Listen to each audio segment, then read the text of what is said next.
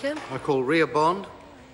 Thank you, Mr Speaker. I'm proud to rise on behalf of New Zealand First and speak to the New Zealand Public Health and Disability Southern DHB Elections Bill. And that's because I actually reside in Invercargill and in Southland, and I'm really passionate and am proud to say on behalf of New Zealand First that we passionately oppose this bill. I have three main objectives to this bill that I'd like to talk about today, Mr Speaker. First is that this bill is an appalling affront to the Southerners' democratic right to vote for their own health board representatives. Secondly, we know very little about the work done by the current commissioners to date, but we are expected to take it in trust that they are doing a great job and give them the job until 2019.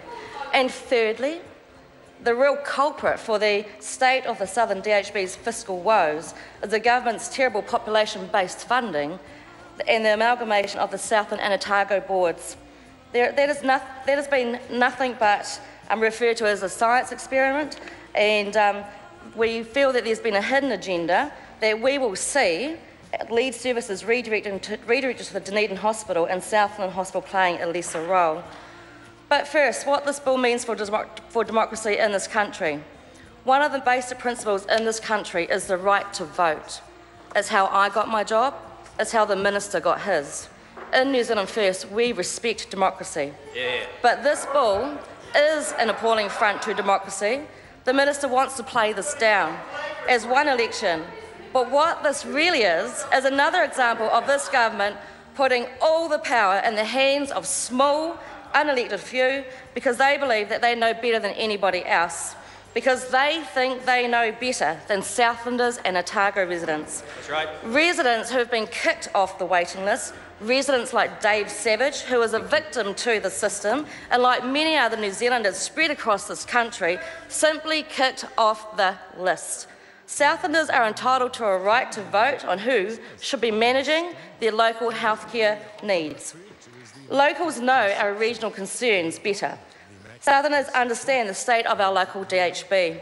They are not naive to the problems it faces, but they want it fixed more now than ever. We oppose this bill because New Zealand First objects to the government taking the decision-making power away from the people. This bill also is a complete and utter turnaround from what the minister told Southerners in June when he appointed the commissioner. The minister is quoted from a meeting he held in the Otago Daily Times press conference as saying, "The plan is really for the commissioners to stay on board as an appointed members of that board and new elected members to come on in at the local body election." I can't understand why this couldn't still be the case. Why the change of heart? What happened? No one knows. It's all cloak and daggers. Why can't the elections go ahead and allow Southlanders onto the board to have their say as well?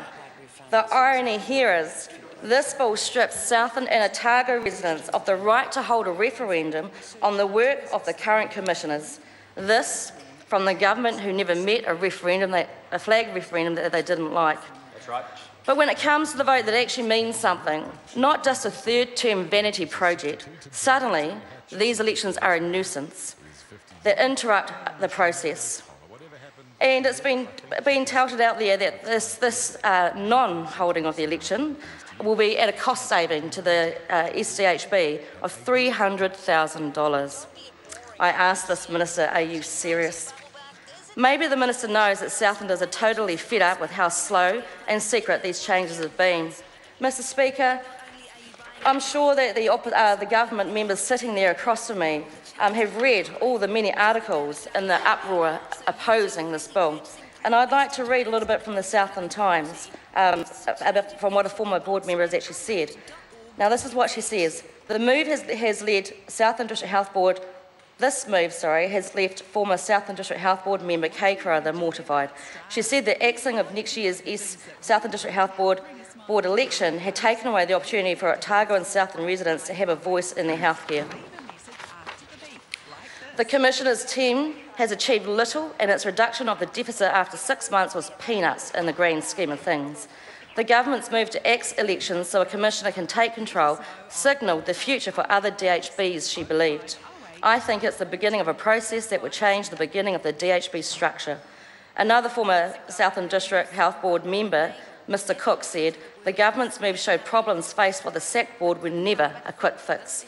It wasn't a whole lot of bad board decisions, it was an underlying problem with amalgamation of the Southland District Health Board and Otago District Health Board, which you just can't fix overnight. With Southland board members out of the way and no Southlanders on the Commission's team, this could now happen," Mr Cook said. "We could see the move away from Southland Hospital, given lead surgery to the Dunedin Hospital."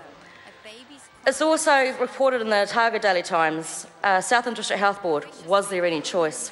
Many may view last week's announcement to extend the term of the Commissioner appointed to oversee the Southland District Health Board by 3 years, bypassing the 2016 local body elections until those in 2019, was shock and outrage.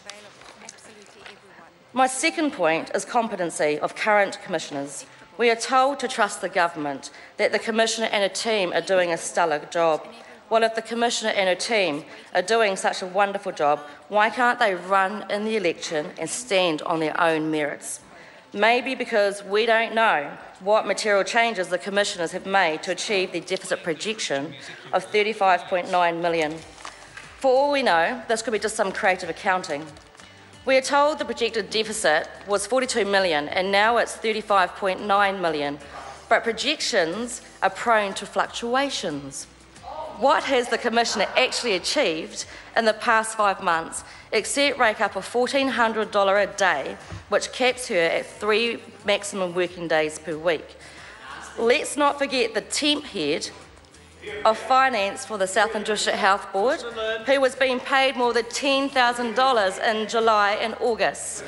These are the types of decisions that Southlanders have a right to consider when appointing their DHB representatives. We hold elections for the DHBs, just like we do for Parliament, as a referendum on job performance. Are the current Commissioners doing a good job?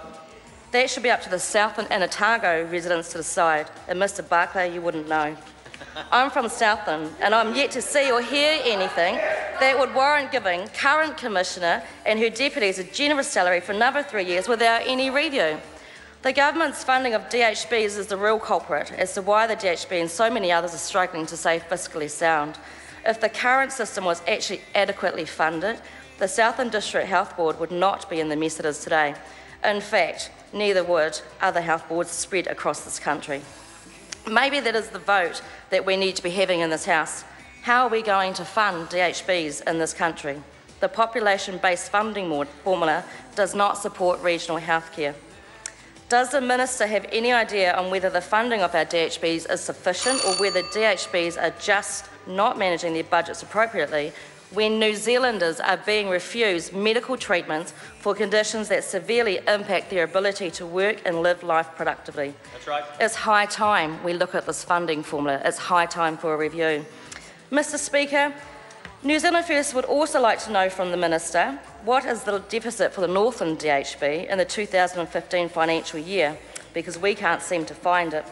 In conclusion, this bill is bad for democracy, it's bad for Southerners wanting to make sure their health board is working well and working hard, and it's bad for the country because it doesn't address the root problem affecting all DHBs in this country, the funding model. South and Otago residents have the right to choose who represents them on their DHB boards. The government may think it knows better, but really it's not up to them to decide. That Minister and that government is not God Almighty. May they remember that. I question why this government chooses to pay ridiculous amounts of money to a temporary commissioner and his sub-commissioners instead of employing an effective CEO who could work to ensure the DHB serves the region for the long-term success. That's what Southland and Otago people deserve. Mr Speaker, New Zealand First opposes this bill as anti-democratic, and we would like to give the people of Southland and Otago and put them first. Mr Barclay, you might want to try and do that in your office.